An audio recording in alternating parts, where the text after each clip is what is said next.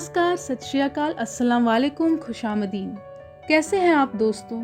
उम्मीद है अपने पंजाबी.com देख रहे हमारे सभी दर्शकों का और उनके परिवार वालों का स्वास्थ्य एकदम बढ़िया ही होगा। अगर आप इस चैनल में नए हैं तो लाइक, शेयर, कमेंट, सब्सक्राइब और बेल आइकन का बटन दबाना ना भूलें। तो चलिए दोस्तों, आज हम आपको बताते हैं सिख धर्म के 9वें गुरु श्री गुरु तेग बहादुर जी के बारे में।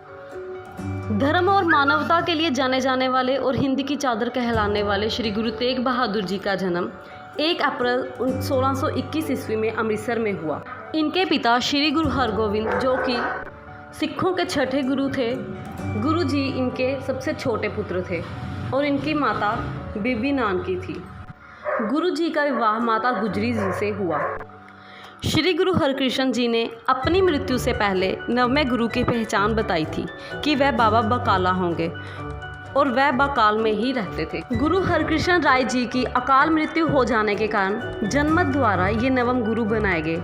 इन्होंने आनंदपुर साहिब का निर्माण किया और वहीं रहने लगे। इनका बचपन का नाम त्यागमल था। मात्र 14 वर्ष की आयु में अपने पिता के साथ मुगलों के खिलाफ हुए युद्ध में इन्होंने वीरता का परिचय दिया। पुत्र की वीरता से प्रभावित होकर गुरु जी के पिता ने इनका नाम त्यागमल से बदलकर तेग बहादुर रख दिया। युद्ध के भीषण प्रभाव को देखकर गुरु जी के वैरागी मन पर गहरा प्रभाव पड़ा। धैर्य, वैराग्य और त्याग की मूर्ति गुरु तेग बहादुर जी ने एकांत में लगातार 20 वर्ष तक बाबा बकाल नामक स्थान पर साधना की। 8वें गुरु गुरु हरकृष्ण जी ने अपने उत्तराधिकारी के नाम के लिए बाबा बकाल का ही निर्देश दिया था। श्री गुरु तेग बहादुर जी धर्म के प्रसार के लिए कई स्थानों का भ्रमण किया और लोगों को उपदेश देते हुए दमदमा साहिब से होते हुए कुरुक्षेत्र पहुँचे। गुरु जी प्रयाग, बनारस, पटना, असम आदि क्षेत्रों में भी गए। गुरु जी ने रूढ़ियों, अंधविश्वासों की लोचना कर नए आदर्श स्थापित किए। उन्होंने परोपकार के लिए कुएं खुदवाए, धर्मशालाएं बनवाई। 1666 में गुरु जी के यहाँ एक पुत्र का जन्म हुआ, जो कि बाद में सिखों के 10वें गुरु गोविंद बने। औरंगजेब के शासनकाल की बात है। औरंगजेब के शासक में एक विद्वान पंडित था, जो उन्हें रोज गीता का पाठ पढ़कर सुनाता था, परंतु वो गीता में से कुछ श्लोकों के अर्थ औरंगजेब को नहीं बताता था। एक बार वह बीमार पड़ गया तो उसने श्लोकों के अर्थ के लिए अपने बेटे को औरंगजेब के दरबार में भेजा, परंतु वह अपने बेटे को यह बताना भूल गया कि औरंगजेब को किन श्लोकों के अर्थ नहीं बताने, और उसके बेटे ने औरंगजेब को सारी गीता का अर्थ सुना दिया, जिससे औरंगजेब को ये ज्ञान हुआ कि सभी धर्म महान हैं, किंतु वह एक कट्टर मुसलमान था। दूसरे धर्म की प्रशंसा उससे सहन नहीं थी, इसलिए उसने कश्मीरी पंडितों पर जुल्म करना शुरू कर दिया और उन्हें ज़बरदस्ती मुसलमान बनाना चाहता था। औरंगजेब के जुल्मों से त्रस्त कश्मीरी पंडित गुरु तेग बहादुर के पास आए और बताया कि किस प्रकार उन पर अत्याचार किया जा रहा है, यातनाएं दी जा रही हैं। गुरु जी चिंतातुर हो समाधान पर विचार कर रहे थे। तभी उनके 9 वर्षीय पुत्र गोविंद सिंह ने उनकी चिंता का कारण पूछा। गुरु जी ने पुत्र गोविंद को परिस्थिति से अवगत कराते हुए कहा, इस समस्या का केवल एक ही समाधान है कि मुझे प्राण घातक अत्याचार सहते हुए प्राणों का बलिदान करना होगा। ये सुनकर वीर पिता की वीर संतान बालक गोविंद के मुख पर कोई भय ना था।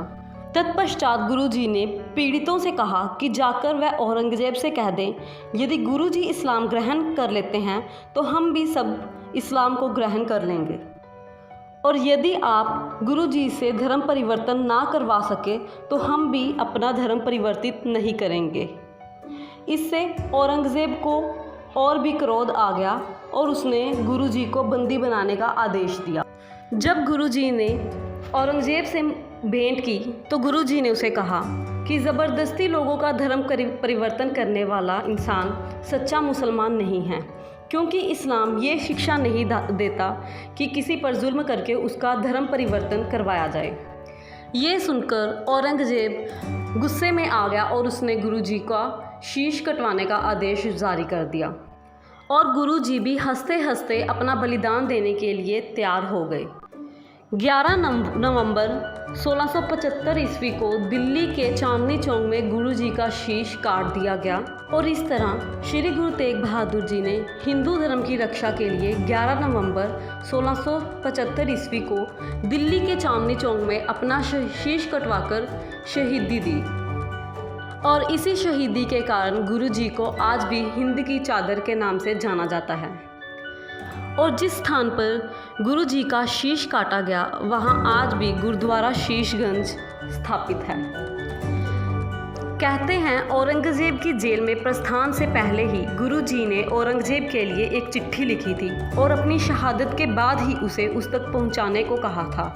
यह भी कहा जाता है कि इस चिट्ठी में गुरु जी ने मुगलों के पतन और पश्चिमी ताकतों के आवागमन की भविष्यवाणी पहले ही कर दी थी। गुरु जी ने बहुत सारी वाणियों की रचना भी की जो कि श्री गुरु ग्रंथ साहिब में महला 9 में संग्रहित हैं। गुरु तेग बहादुर जी की शहादत के बाद उनके पुत्र श्री गुरु गोविंद सिंह जी गद्दी पर विराजमान हुए जो कि सिख धर्म के 10वें गुरु कहलाए। तो दोस्तों, अगर आपको हमारी वीडियो पसंद आई हो तो लाइक और कमेंट ज़रूर कीजिए। दोस्तों, हिंदी में वीडियो बनाने का हमारा मेन मकसद यही है कि देशों विदेशों में रह रहे हमारे जितने भी फैंस हैं उन्हें पंजाब के बारे में, पंजाब की धरती के बारे में, पंजाब के वीर योद्धाओं के बारे में और तमाम पंजाब की जितनी भी संस्कृति है उसके बारे में बड़ी आसानी से हिंदी भाषा में जाना जाए। अगर आप चाहते हैं कि हमारी वीडियोस आप तक सबसे पहले पहुंचे तो हमारे चैनल को सब्सक्राइब करना ना भूलें। लाइक, शेयर, कमेंट करते रहिए अपने पंजाबी.com पर। धन्यवाद।